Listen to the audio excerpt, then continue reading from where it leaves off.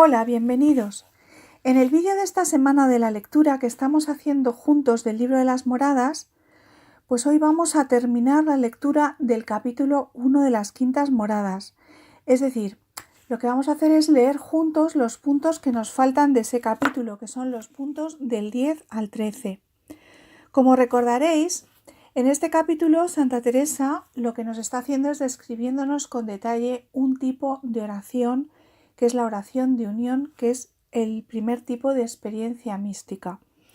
Aquí Santa Teresa nos va a seguir insistiendo en lo importante que es esta señal, la que nos había hablado ya, como vimos en el vídeo anterior, en el punto número 9, para reconocer que la persona realmente ha vivido esta experiencia, y es la certidumbre total que le queda en Dios. Es decir, le queda una certidumbre total de la existencia de Dios y de que ha estado con Dios, de que ha estado unida a Dios. Ha sido un encuentro directo, profundo, sin ninguna duda. La persona lo experimenta con una gran certeza, como algo tan real, que es lo más real que realmente ha vivido en toda su vida. Porque además se sitúa en un plano diferente de realidad. Es decir, como sabéis, la realidad de Dios es real, pero su realidad no es como la nuestra, porque la nuestra depende de la suya. Nosotros existimos porque Él nos ha creado y nos mantiene en la existencia. Entonces, su realidad es mucho más profunda, mucho más densa, no sé cómo explicároslo, es mucho más real, ¿no? Entonces, la persona que por primera vez experimenta ese otro plano de realidad, que es la realidad de Dios, ¿no? Pues queda verdaderamente impactado, ¿no? Queda sobrecogido por este nuevo plano en el que ha entrado, ¿no? ¿Y cómo es esa certidumbre? Fijaros si es importante esa certidumbre, que Teresa le va a dedicar los dos puntos siguientes, el punto 10 y el punto 11. Ella va a seguir hablándonos de este tema de la certeza en Dios que queda en el alma. Y por un lado, nos querrá explicar que esta certeza no tiene nada que ver con lo que es la visión, es decir, no es que la persona le quede como una visión interior, ¿no? Porque la persona, como sabemos, no ve nada, ¿no? Porque ya sabéis que las potencias están suspendidas, entonces, aunque no ve nada con los ojos, ni tampoco ve nada por dentro, sin embargo, le queda al final esta gran certeza de lo vivida. Aquí nos cuenta algo. Aquí empieza a contarnos algo que le pasó a ella y que nos lo va a contar precisamente para que nos demos cuenta de hasta qué punto le queda a la persona esa certeza tan profunda. Y ella nos dice, yo sé de una persona, efectivamente está hablando de ella misma y nos va a contar algo que le sucedió, y es que cuando tuvo esta experiencia y consultó a un confesor y le preguntó, ¿no? Porque como sintió todo esto, pues le preguntó, ¿cómo está Dios en el alma? Porque ya lo había experimentado con tanta claridad. Y entonces este confesor le dijo que solamente estaba por gracia, ¿no? Que no estaba como por presencia real, ¿no? Entonces esto le dejó a ella muy confusa, ¿no? Porque por un lado, fijaros, por un lado tenía esa certeza interior tan grande de que estaba ahí Dios verdaderamente, ¿no? Y por otro lado, ella pues quería saber la verdad y se fiaba de la Iglesia, es decir, confiaba en que la verdad está depositada en la Iglesia, ¿no? Deseaba escuchar a la Iglesia para conocer la verdad. Finalmente, lo que sucedió con este asunto, que además ella también nos lo cuenta en otros momentos de sus escritos, en concreto, por ejemplo, en el libro de la vida, en el capítulo 18, en el punto 15, y también en alguna cuenta de conciencia, pues lo que nos cuenta es que, como se quedó con esa confusión, pues fue y preguntó a otros sacerdotes. Y ya esos otros sacerdotes sí le confirmaron que la presencia de Dios en el alma no está solo por gracia, sino también por presencia, potencia y esencia. Y eso, como nos dice aquí ella, le consoló mucho, ¿no? También dicen los biógrafos que fue un dominico, Vicente Barrón, el que precisamente le confirmó esto que ya había experimentado, ¿no? Se lo confirmó pues un teólogo.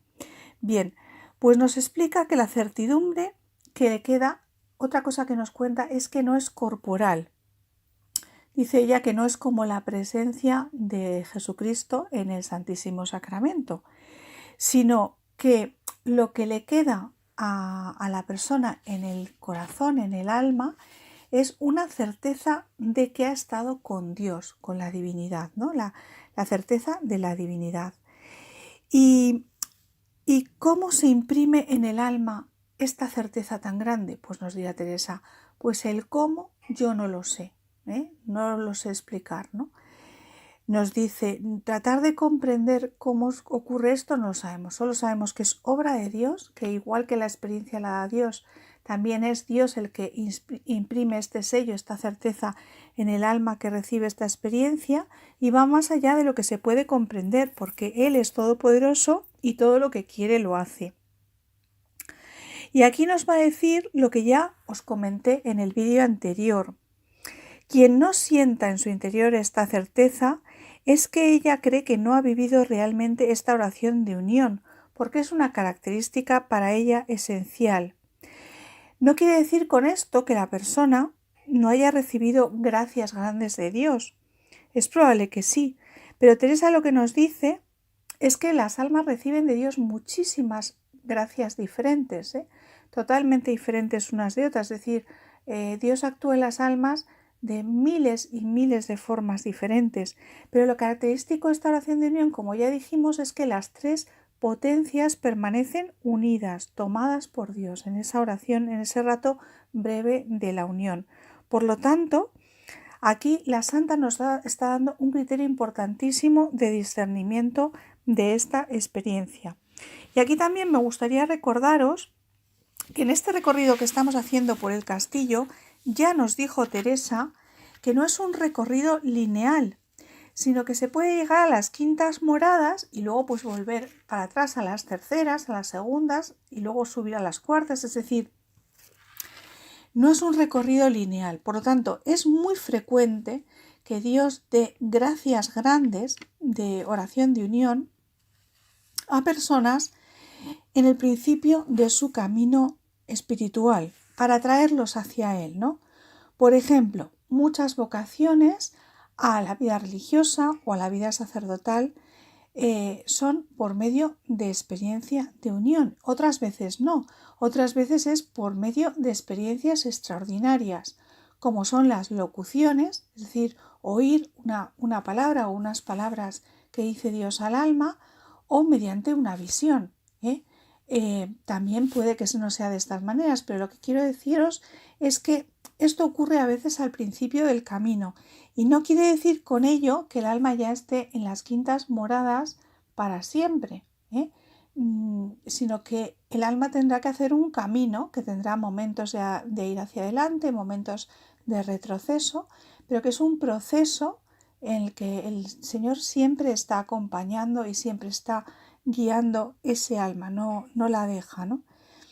Lo que quiere hacer es, en definitiva, atraer a esas almas con esa experiencia de la unión hacia el interior del castillo, a entrar mediante estas gracias. Pero luego ya tendrán que ir haciendo esa perseverancia en la oración de la que siempre hablamos. Lo importante que es esa perseverancia en la oración y también el crecimiento en virtudes para ir poco a poco avanzando en el castillo. Finalmente, en el punto número 12, que es muy bonito, la Santa recurre a dos imágenes tomadas de la Biblia para explicar dos conceptos que para ella son muy importantes de esta oración de unión. El primero, que ya os lo conté, es que esta experiencia la persona siente como algo que recibe de otro, la recibe de una forma totalmente inesperada. No se puede provocar de ninguna manera, pero tampoco se puede evitar. Fijaros, esto es como si una persona pues va andando por la calle distraída y de repente pues viniera un águila y con las garras le cogiera en alto y le hiciera subir y empezar a volar, ¿no? La persona esto le coge de forma inesperada, no puede evitar ser cogida por el animal y subida en lo alto, pero tampoco puede hacer nada por evitar que termine. Es decir, cuando el águila quiere, pues la suelta y la vuelve a dejar sobre el suelo.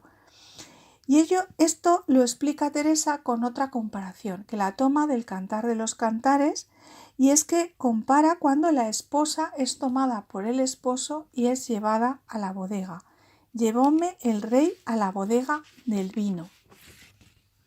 Ella interpreta que esta experiencia es como que Dios mete al alma cuando quiere y como quiere en esa bodega. Por eso veréis que algunos autores a esta oración de unión, por esta comparación teresiana, le llegan a llamar a la oración de unión bodega interior.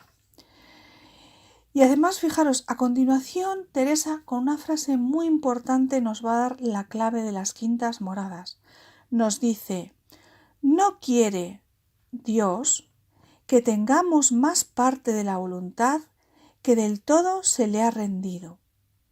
Y es que el camino de la unión para llegar a esta morada es el camino de rendirse a la voluntad de Dios, es decir, dejar de buscar la voluntad nuestra propia y solo desear ya la voluntad de Dios. Que la voluntad de Dios sea nuestro único deseo, nuestro único anhelo, hacer su voluntad. Esta es la llave verdadera para entrar en las quintas moradas. Y cuando el alma hace ese acto de rendición, pero fijaros, lo hace de corazón, lo hace real, no solamente de boca, no solamente dice quiero cumplir tu voluntad, no, y luego quiero hacer lo que yo quiera, no, sino que verdaderamente el alma lo que busca, lo que quiere es hacer la voluntad de Dios, y le dice de corazón, haz conmigo lo que quieres, lo que quieras, solo deseo ya hacer tu voluntad. Es cuando el alma realmente le abre la puerta a Dios para que le pueda dar estas gracias. Y la otra comparación que nos pone en este punto la Santa para explicarnos algo de esta oración es una comparación para explicarnos cómo Dios entra, cómo Dios irrumpe en el alma y cómo se siente en esta experiencia. Y es que el alma no siente como si le abriera una puerta para que entrara, sino que se encuentra que está ya allí. Y nos pone el ejemplo que todos conocemos de la aparición de Jesucristo resucitado a sus discípulos cuando, como sabéis, estaban reunidos con la puerta cerrada por miedo a los judíos, y apareció Jesús en medio de ellos sin que traspasara una puerta, sino que apareció allí en medio de ellos y les dijo: paz con vosotros. La sensación que tiene la persona, pues yo os la voy a explicar con un ejemplo que siempre doy, y es que imaginaros una persona que llevase muchos años viviendo en un estudio, ¿no? Una habitación muy grande, pues en la que está pues la cocina, el dormitorio, el escritorio. Entonces esa persona siempre está allí en esa habitación, ¿no? Siempre está haciendo de todo, pues comiendo, durmiendo, trabajando, riéndose, viendo la televisión, hablando por teléfono, reuniéndose con sus amigos, ¿no? Entonces imaginaos que después de muchos años viviendo en esa habitación, de repente un día descubriera que en un rincón de esa habitación, en un sillón, hay una persona que ha estado siempre allí y que le ha visto en todo momento, que ha visto absolutamente todo lo que ha hecho en su vida, ¿no? Que sabe todo lo que ha vivido en esa habitación, ¿no? Que ha estado siempre allí, entonces le descubre, ¿no? Pues fijaros, eso es un poco lo que pasa con el alma, ¿no? No es que de repente Dios entre traspasando una puerta, no, es que lo que descubre el alma es que Dios estaba ahí, estaba ahí sin entrar, ¿no? Y entonces, como veremos en el próximo capítulo, lógicamente la persona desde ese momento cambia totalmente su vida. Imaginaros a ese habitante del estudio desde ese instante en que toma conciencia de que esa persona está ahí, sentada en ese sillón, pues claramente ya la vida en esa habitación no va a ser nunca igual, porque ya la vida no está ya solo, sino que ya está permanentemente acompañado, y por lo tanto deja de ser una vida en soledad y se convierte en un diálogo continuo, en una relación continua con esa persona que se ha descubierto en el interior.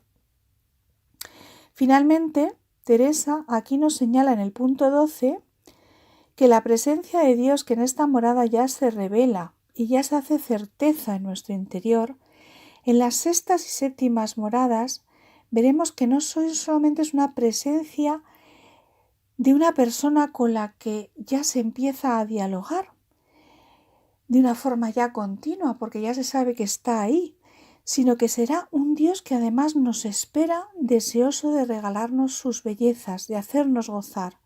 Fijaros, es como si un rey muy poderoso, muy rico, se hubiera enamorado de una chica muy bella, muy pobre, y hubiera descubierto dónde vive, ¿no? Y a partir de ese momento, pues lo que hace es mandar a la puerta de su casa camiones y camiones llenos de regalos, ¿no? Y cada día que esa persona se levanta por la mañana, pues se asoma a la ventana y encuentra otros nuevos camiones llenos de más regalos, ¿no? Para conquistar a su bella amada. Pues así es nuestro Dios cuando le rendimos nuestra voluntad, ¿no? Que no solamente está ahí para que nuestra vida ya no sea en soledad, sino en su compañía permanente, pero es una compañía además amorosa, es una compañía que desea darse y entregarse, y como es Dios y tiene tantas cosas que darnos, pues no va a parar nunca ya de sorprendernos. Pero Santa Teresa, fijaros, cuando llega a este punto se llena de emoción, y en el punto 13 nos hablará precisamente de esto, de la grandeza de nuestro Dios y de lo mucho que vamos a ver, es decir, de lo mucho que se va a recibir si seguimos caminando en este castillo, si seguimos en esta aventura de la oración. Pues bien, os dejo ya con la lectura personal y directa y con la oración, como siempre, de los puntos que hemos visto en el vídeo de hoy. Y como siempre os animo a los que no estéis suscritos a suscribiros al canal para ir recibiendo los avisos de los nuevos vídeos que poco a poco, aproximadamente semanalmente, pero otras veces pues será con un poquito más de tardanza, cuando vaya pudiendo hacerlos, y así pues si os suscribís y dais a la campanita pues os avisarán cuando salga el siguiente vídeo. También os animo a dejarme vuestros comentarios, vuestras preguntas acerca de cualquier cosa del vídeo que yo trataré de contestar con lo que sepa. Muchísimas gracias.